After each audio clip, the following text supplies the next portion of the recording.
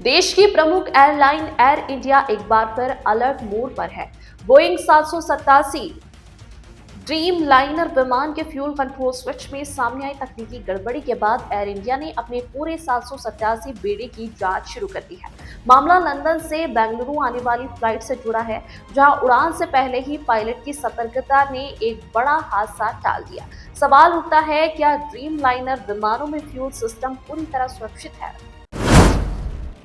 सोमवार 2 फरवरी को लंदन में बेंगलुरु के लिए संचालित हो रही एयर इंडिया की फ्लाइट AI 132 में उस वक्त हलचल मच गई जब पायलट ने उड़ान से पहले बोइंग 787 ड्रीम लाइनर के फ्यूल कंट्रोल स्विच में गड़बड़ी की सूचना दी। तकनीकी जांच में सामने आया कि fuel control switch run position में स्थिर नहीं था और कट ऑफ की ओर बढ़ रहा था।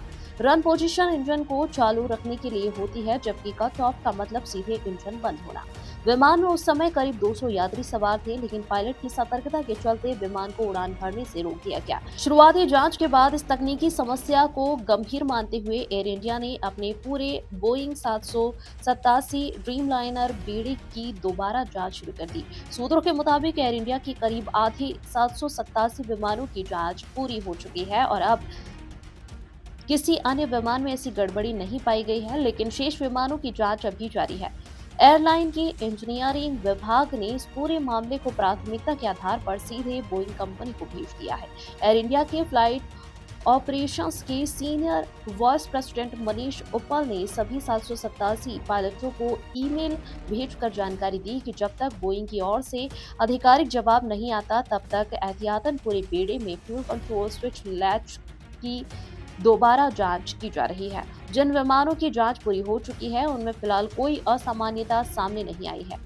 इसके साथ ही एयर इंडिया ने अपने सभी क्रू मेंबर्स को सख्त निर्देश दिए हैं कि ऑपरेशन के दौरान किसी भी तरह की तकनीकी गड़बड़ी दिखते ही तुरंत रिपोर्ट करें और विमान को स्वीकार करने से पहले सभी जरूरी जांच प्रक्रियाएं पूरी की जाए।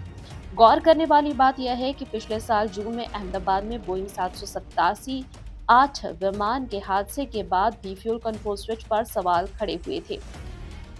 उस दुर्घटना में 260 लोगों की जानें गई थी और शुरुआती जांच रिपोर्ट में टेक ऑफ के तुरंत बाद फ्यूल सप्लाई बंद होने की बात सामने आई थी।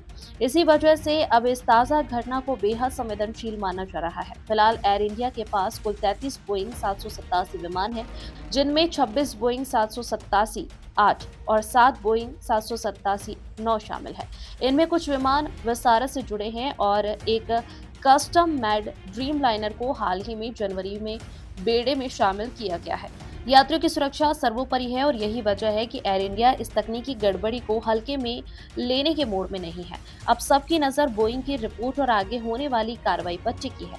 अगर आप ऐसी ही बड़ी एविएशन अपडेट्स, ब्रेकिंग न्यूज और अंदर की जानकारी सबसे पहले चाहते हैं तो चैनल को अभी सब्सक्राइब करें और वीडियो को लाइक व शेयर जरूर करें।